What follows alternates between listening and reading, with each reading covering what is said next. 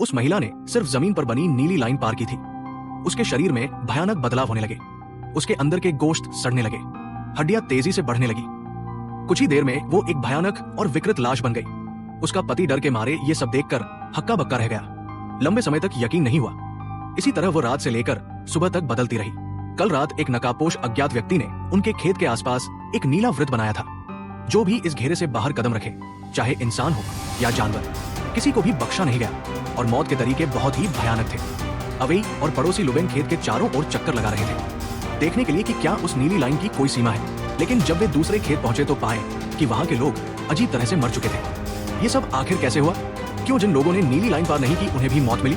क्या ये नीली सीमा सिर्फ भागने से रोकने के लिए एक पिंजरा है और असली खतरा पिंजरे के अंदर ही है? तभी खेत के बाहर एक कार आई। कार से उतरा आदमी पुलिस जैसा लग रहा था। उसने अपना सामान लिया और शांत ढंग से खेत की ओर चला।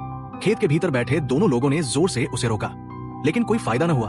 आदमी जिद करके नीली लाइन के भीतर चला गया, पर वहां कुछ नहीं हुआ। ऐसा लगता था कि वो आदमी खेत के भीतर क्या हुआ और नीली लाइन की भयानकता जानता था।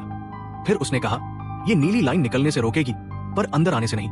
आदमी ने कहा कि वो ऊपर से भेजा गया है, खास तौर पर खेत के अजीब घटनाओं से निपटने के लिए। दूसरी तरफ लुबेन ने पड़ोसी खेत में एक बड़ा दरवाजा धक्का दिया, लेकिन जैसे ही वो अंदर गया, दरवाजा अचानक बंद हो गया। अवेई, जो लुबेन को नहीं ढूंढ पाया, ने जमीन से शिकार की बंदूक उठाई और घर में खोजने चला गया। घर में उसने देखा कि अभी भी कुछ लोग गोली मारकर मरे हुए पड़े हैं, और वो और भी उलझन में आ गया। उसने तहखाने का दरवाजा खुला देखा और धीरे धीरे अंदर झांकने लगा। उसी समय जो छोटा लड़का बेहोश से जागा, वो अपनी बहन शाओमी और बहन के पसंदीदा लड़के शाओ शुआई के साथ जंगल की ओर चला गया। वहां बच्चे ने एक बड़ा गड्ढा पाया। गड्ढे के चारों ओर काला सा निशान था और अंदर कुछ जानवरों के शव पड़े थे। छोटा लड़का बोला कि वो बाह्य अंतरिक्ष से आया है। फिर उसने गड्ढे में एक रंग बिरंगा तरल देखा। वो उस तरल को एक पत्थर से उठाकर कप में डाल देता है और कहता है कि ये जहर है। शाओ शुआई ने पूछा, हम इसे किस लिए लाए? लड़का बोला, हमें इसे पीना होगा।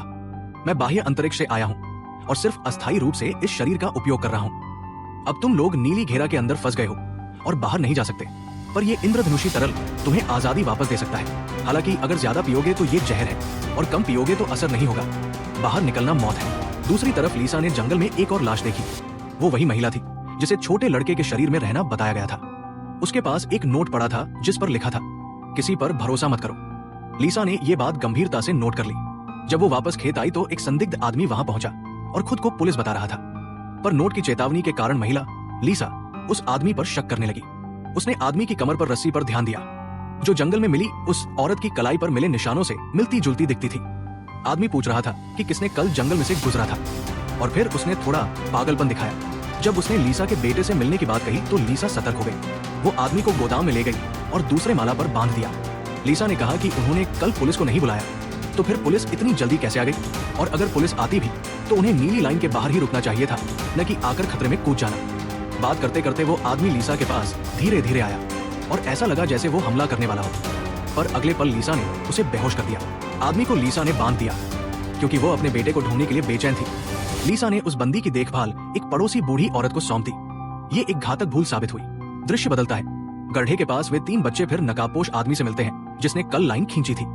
नकाबपोश आदमी ने उनके हाथ में उस इंद्रधनुषी तरल को देख लिया और उसे छीनने की कोशिश की। वे देने से इनकार कर देते हैं। नकाबपोश आदमी बिना कुछ सोचे समझे घेरा पार करके लेने चला, पर शाओमी ने उसे पेट में चाकू घूम दिया। शाओमी ने उसका नकाब हटाया। वो एक लाओ है, यानी एक बूढ़ा स्याह आदमी निकला। लाओ है बुरा नहीं दिखा। उसने पहले खेत वालों को कई चेतावनियां भी दी थी। ऐसा लगता था कि वह उस भागे हुए एलियन, बाह्य अंतरिक्ष वाले को ढूंढ रहा था। सच्चाई क्या है ये अभी स्पष्ट नहीं है, और ये भी नहीं पता कि लाओ है बच पाएगा या नहीं। खेत में बंद की हुई बूढ़ी औरत को बंदी ने कुछ बातों से बहकाया। जब बूढ़ी औरत पास आई तो बंदी ने अपना मुंह खोल दिया और उसी क्षण उसके अंदर का एलियन आत्मा बूढ़ी औरत में स्थानांतरित हो गया। बूढ़ी औरत जागते हुए आदमी को समझने का मौका नहीं दे पाई और उसने उसे एक गोली मार दी। फिर बूढ़ी औरत ने स्थिति को छुपाने के लिए नाटक किया, जैसे आदमी भागने की कोशिश की और इसलिए उसे मारना पड़ा।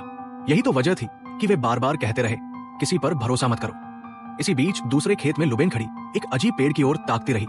पेड़ रंग बिरंगी रोशनी जैसा कण उगल रहा था। वो वहां खड़ी बेहोश सी देख रही थी। शायद उसे भी कब्जा कर लिया गया हो। तहखाने में बेहोश से जागे अवेई ने देखा कि पास ही एक नकाबपोश आदमी अपना नकाब हटाकर उससे एक ऐसा सवाल पूछता है जो उसकी किस्मत का फैसला करने वाला था। मूल रूप से, मुझे एक अच्छा कारण चाहिए। क्यों मैं ये बोतल खत्म न करूं और तुम्हारा सिर उसके साथ पटक कर मार न दूं?